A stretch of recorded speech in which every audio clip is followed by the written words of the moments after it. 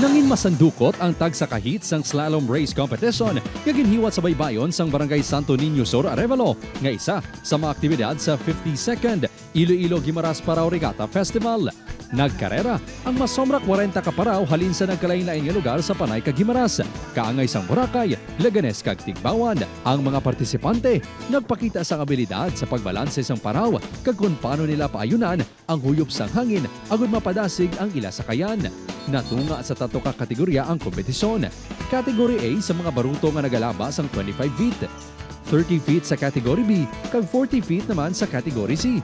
Si Jade nga isa sa mga crew sang Arevalo team, nagbawing subong nga tuig bangod sang nagligad nga tuig, naguba ang ila paraw samtang nagakarera.